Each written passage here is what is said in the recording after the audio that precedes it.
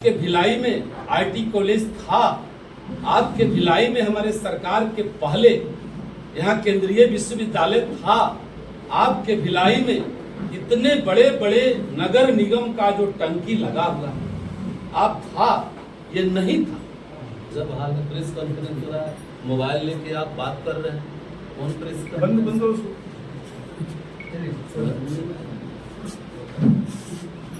तो जब भारतीय जनता पार्टी के नेता हमारे स्वर्गीय अटल बिहारी वाजपेयी देश के प्रधानमंत्री हुए, तो उन्होंने छत्तीसगढ़ विकास का पूरे देश में जब जब केंद्र में सरकार बनी है, आप बता दीजिए कि कोई न कोई घोटाला हुआ है कि नहीं।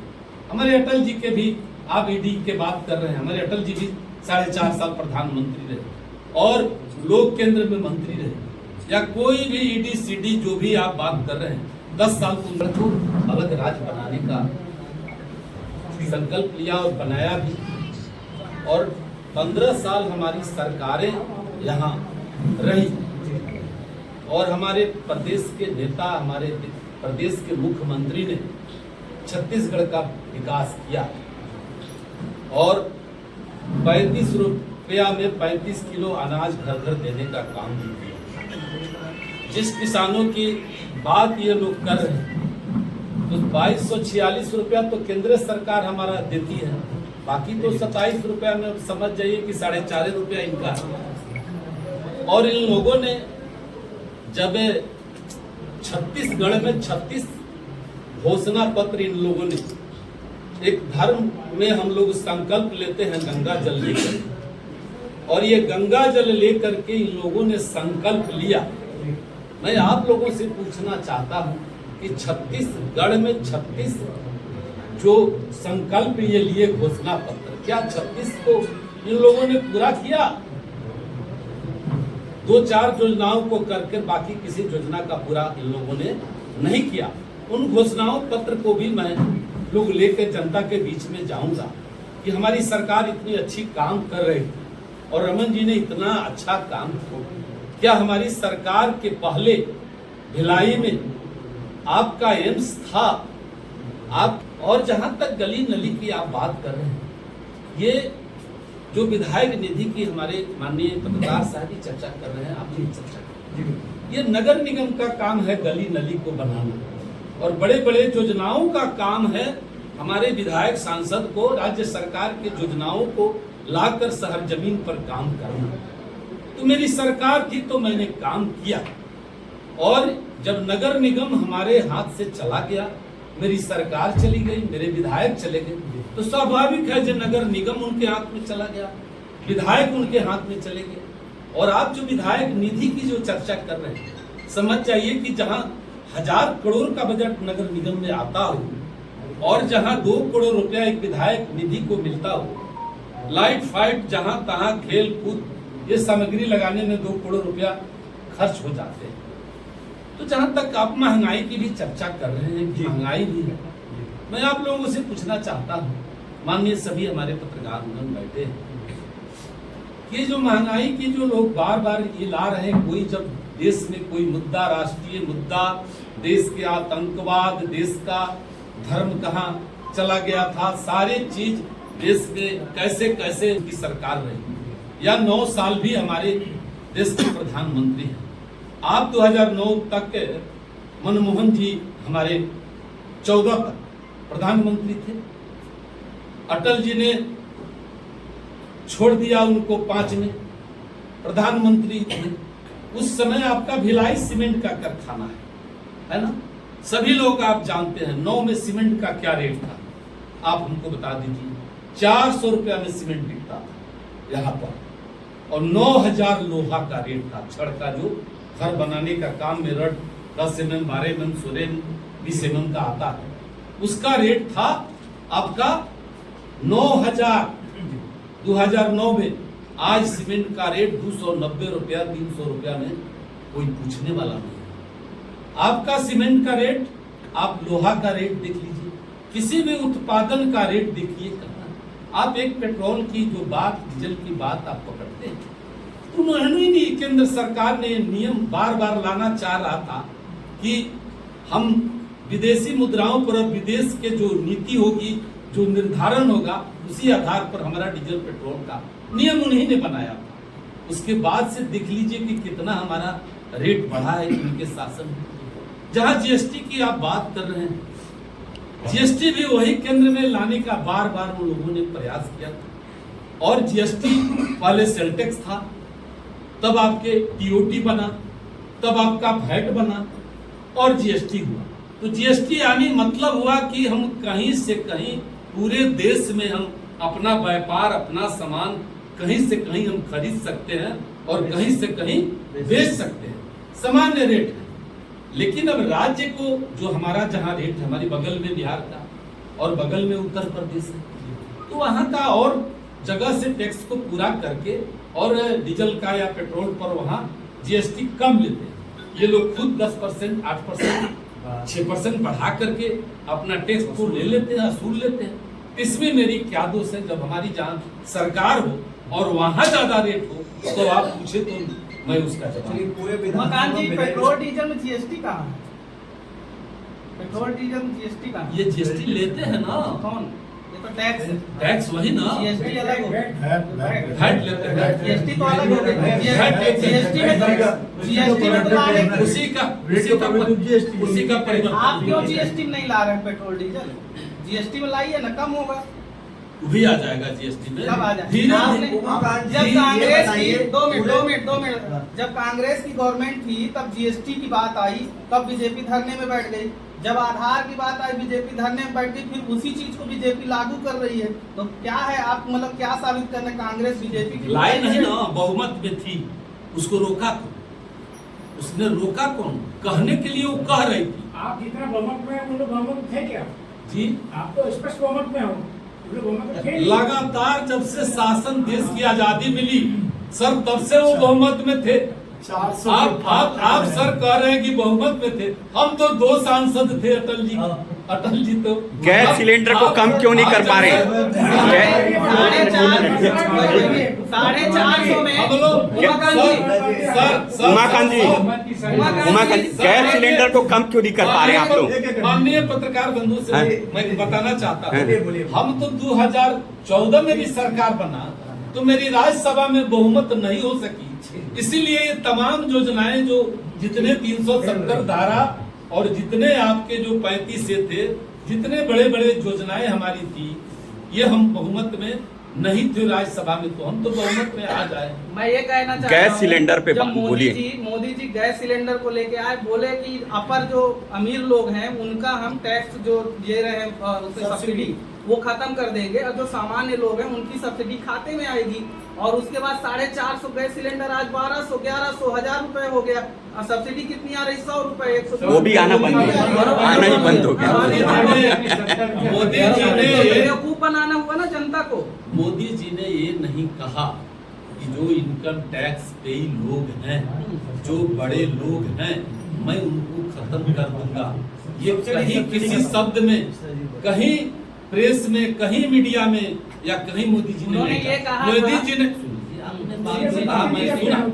मोदी जी ने ये बात कहा कि जो अच्छे लोग हैं, जो संपन्न लोग हैं, वे स्वेच्छा से चाहे तो इसको छोड़ सकते हैं। लेकिन जो नहीं छोड़े उनसे तो जबरदस्ती ले लिए ना। उन लोगों ने छोड़ दिया। समाधान जी, और जो नहीं छोड़े उनसे जबरदस्ती ले लिए। आप दे ही नहीं रहे। अगर देश में आज बहुत सारा काम हो रहा है, आज कोई भी आदमी, वो तो दारू तंबाकू से हो जा रहा है। आप ही जो घर का मालिक बना दिया जाए और आप घर के मालिक बन जाए, या हर परिवार का मालिक चाहता है कि हमारा परिवार को ऐसा सुदृढ़ कर दे कि आय इसको बढ़ा दे और अच्छा से अच्छा इसको हम आमदनी कर दे, जो हमारा परिवार का भविष्य अच्छा से रहे। और कोई चाहता है कि खूब बढ़िया से मांस भात खाओ पियो, बढ़िया कपड़ा लाता, बढ़िया ऐसा आराम गाड़ी घोड़ा करो। तो वही कांग्रेस है, वही भाजपा है। भाजपा चाह रही कि देश की स्थिति मजबूत हो, आर्थिक रूप से मजबूत हो, हमारा उद्योग लगे, हमारा इतना सक्षम हो जाओ कि 1200-1300 में गैस सिलेंडर खरीद लें। सर माननीय सर, आज आप देख लीजिए कि पूरा देश में देख लीजिए, क्या एक एक बहुत बड़ा टेक्नोलॉजी से आपका देश, पूरे अमेरिका, चाइना, रसिया, यूक्रेन, सारा देश टेक्नोलॉजी था। और एक कोरोना जैसा बीमारी आया, एक मच्छर की तरह लोग चाइना में, अमेरिका में मारे गए। जो चीज पूछ रहे हैं उसको तो बता नहीं रहे क्या हैं। है उसको तो आप सुन नहीं रहे हैं। जो चीज हाँ, उमाकांत जी किस विषय को लेकर आज प्रेस वार्ता थी, क्या था वहाँ? हम लोग यहाँ 90 विधायक 90 विधानसभाओं में राष्ट्रीय टीम ने यहाँ भेजा है। जो इतने हमारी सरकार ने 15 साल रमन जी ने और अटल जी ने छत्तीसगढ़ को यहाँ राज्य का दर्जा दिया और इतने काम करके हम लोग की इतनी हार हुई। और इसी विषय पर हम लोग यहाँ कहीं से न कहीं से संगठन हमारा बीच में कमजोर हुआ। ज़्यादा हम उत्साहित हुए कि हम लोगों ने बहुत काम किया, बहुत अच्छा कर रहे हैं। इसमें कांग्रेस पार्टी ने गंगा जल लेकर के और छत्तीसगढ़ में 36 योजनाओं का जो घोषणा पत्र जारी किया, उसमें 3-4 छोड़ के बाकी 32 योजनाओं को उसी तरह रहने दिया। तो मैं आप लोगों से पूछना चाहता हूं और भिलाई के लोगों से पूछना चाहता हूं कि यहाँ का जो घोषणा पत्र था वो कहाँ गया। और हम तो काम किए थे, इतने यहाँ आईटी लगा, इतने यहाँ एम्स बना, इतने यहाँ पानी का जगह जगह टंकी बना, केंद्रीय विश्वविद्यालय बना, इतना काम हमारे राज्य में यहाँ के विधायक, यहाँ के प्रदेश के नेता और देश का काम कर रहे हैं। तो थोड़ा सा हम लोग चुक में आज सरकार हमारी बदल गई। इसीलिए हम लोगों को भेजा गया है कि जा करके वहाँ संगठन को मजबूत कीजिए और बूथ तक जाइए और जनता की मन को बात कहिए और हमारी सरकार बनेगी। हम प्रयास करेंगे जितनी मुद्दा होंगी। जहाँ तक किसानों की बात आप कह रहे हैं, हमारे अटल जी जब देश के प्रधानमंत्री हुए, किसान क्रेडिट कार्ड योजना किसने लाया? बाढ़ आता था तब भी और सुखाड़ होता था तब भी हमारे 90% फसल बीमा की राशि उसमें आती थी और 3% ब्याज लगता था। जब देश के प्रधानमंत्री आज 6000 यानी लगभग 20-22 बोरा यूरिया का दाम आपको हम मुफ्त में किसानों को देते हैं, आज फिर उसको 12,500 रुपया कर दिए कि आज मोटा मोटी 40-45 बोरा एक किसान को अगर यूरिया का मदद मिलता है, खाद का मदद मिलता है, तो सोचिए कि ये भी बड़ी बात हुई। किसानों को सम्मान होने का कोई मतलब काम नहीं किया था। और 2246 रुपया तो हम ही देते हैं और झूठे ढिढोरा पिट रहे हैं 2700 बनने दीजिए। हमारा घोषणा पत्र आएगा तो सब इन विचारों पर चर्चा हो रही है और किसानों का सम्मान भारतीय जनता पार्टी ने किया और भारतीय जनता पार्टी करेगी। और ईमानदारी के ताकत जो पूरे देश में भारतीय जनता पार्टी के नेता, हमारे पूरे विश्व के नेता आज उभर करके, जान लीजिए इतना टेक्नोलॉजी अमेरिका, चाइना सब था। और जब कोरोना बीमारी आई, एक पोलियो को सुई बनाने में 30 बरस लग गए थे और कोरोना ऐसा बीमारी कोई जानता नहीं था। ट्रिपल डोज दे करके 100 देशों का बचाने का काम किया और चंद्रयान पर आज चंदा मामा पर तिरंगा लहराने का काम किया। तो भारत के वैज्ञानिकों ने प्रधानमंत्री के नेतृत्व में किया। ये क्षमता किसी के पास नहीं है। उग्रवाद से मेरा देश जल रहा था, आज देश देखिए आज कहाँ गया वो पाकिस्तान और कहाँ गए वो उग्रवादी। वो लोग पूछते थे कि तारीख कब बताएंगे, मंदिर कब बनाएंगे। आप तारीख भी तय कर दी, शिलान्यास भी तय कर दी। 22 फरवरी 24 को राम मंदिर, पूरे विश्व के सबसे बड़ा राम मंदिर एवं आपका सबसे बड़ा इंटरनेशनल एयरपोर्ट वहां बन के तैयार हो गया। और पूरे एकदम देश में आपका पूरे मोदी जी के नेतृत्व में, हमारी भारतीय जनता पार्टी के नेतृत्व में कोई भ्रष्टाचार जहां मन करे, जिसको मन करे जांच करा ले। हमारी सरकार ईमानदारी से काम कर रही है और गरीबों के शौचालय से लेकर देश की सीमाओं की रक्षा करने का काम कोई कर रहा है तो हमारे देश। आपने कहा छत्तीसगढ़ की बात करें, डॉक्टर रमन सिंह के कार्यकाल बहुत अच्छा था जी। तो फिर डॉक्टर रमन सिंह को बीजेपी ने ही किनारे क्यों कर दिया? आप बोल रहे हैं मुख्यमंत्री का चेहरा ही उनको हटा दिया गया। हम कहाँ बात बोले, आप तो आप फंसा दीजिएगा। नहीं। मैंने कभी नहीं बात बोला कि मुख्यमंत्री जी को चेहरा हटा दिया। मैंने ये बोला कि जब हमारी बहुमत में हमारे विधायक आएंगे भारतीय जनता पार्टी के, तो वहां तय करेंगे जो मेरा मुख्यमंत्री। नहीं तो क्यों रमन सिंह क्यों नहीं? 15 साल काम किए, आज मैं कैसे कह सकता हूँ? नहीं तो इतना अच्छा काम किए तो बेचारे उनके फिर हो मेहनत सकता का है फल कि कैसे उन्हीं मिले? को, उन्हीं के मतलब बहुमत आ जाए, उन्हीं के विधायक सब एक मतलब हम खड़ा मान हो लें कि जाए। अगले अगर होंगे तो भविष्य के मुख्यमंत्री रमन नहीं, सिंह ये होंगे। मैं नहीं कह सकता हूँ कि अगले ये हमको मत फंसाइए। हम बाहर के प्रवासी आए हैं और यहाँ आए, हम लोग छोटे आदमी हैं, कार्यकर्ता मकान जी, हैं आपके बीच आपने में। माना कि 2018 की भाजपा की सरकार जो है आपकी अति आत्मविश्वास के कारण गई थी। ये जरूर हम मान रहे हैं कि हम लोग इतना उत्साहित थे विकास के प्रति, और थोड़ा सा हम लोगों में कमियां आई, और नहीं तो दूसरी चीज इन्होंने इतना झूठ सांच का जो छत्तीसगढ़ का 36 घोषणा पत्र दे करके लोगों के मन में आया, भाई 15 साल तो बहुत हम लोग देख लिए। उत्साह कार्यकर्ताओं में था या मंत्रियों में था? अब इसका आरोप मैं नहीं लगा सकता। अच्छा, एक सवाल लास्ट है, ईडी की बात की जाए। ईडी अभी पूरे कांग्रेस के भ्रष्टाचार को उजागर कर रही है। रमन सिंह के समय में एक चिटफंड घोटाला हुआ था, उसकी ईडी जांच क्यों नहीं कर रही है? आप ये बताइए, जिस आप जहां घोटाला हो रहा है, जिसके यहाँ घोटाला हो रहा है, तो कहीं से न कहीं से वो अलग स्वतंत्र विभाग है। आप कहिएगा जे कांग्रेस के सरकार में, और कांग्रेस की सरकार थी तो सुखराम जी का जो हुआ था, घर में 4 करोड़ रुपया पकड़ाया था, तो घोटाला हुआ था, तो उस समय कौन, हमारी सरकार उनकी जाके छापा मारी थी। जब केंद्र में, जब हमारे जो बिहार में चारा घोटाला हुआ था, तो आज लोग कह रहे हैं कि भाजपा ईडी को भेज रही है। उस समय तक कांग्रेस की सरकार थी, और यही नीतीश बाबू, यही ललन बाबू, यही शिवानंद तिवारी, यही लोग उनका उजागर किए थे। तो न मेरा केंद्र में सरकार था, न राज्य में सरकार था। लालू जी के जेल भेजने वाले, विकीलीक्स का नाम सुने हैं? विकीलीक्स जो सबका वो करता है, उसमें आया था कि रमन सिंह के बेटे का अकाउंट स्विस बैंक में है, तो कहाँ गया वो? स्विस बैंक तो आजकल आपका अकाउंट हम कहीं से कहीं देख सकते हैं। अच्छा, आज ऐसा चीज आपका है क्या स्विस बैंक में? नहीं, मैंने हमारा अकाउंट, हमारा रिटर्न जब भरते हैं इनकम टैक्स तो हर चीज हम देते हैं।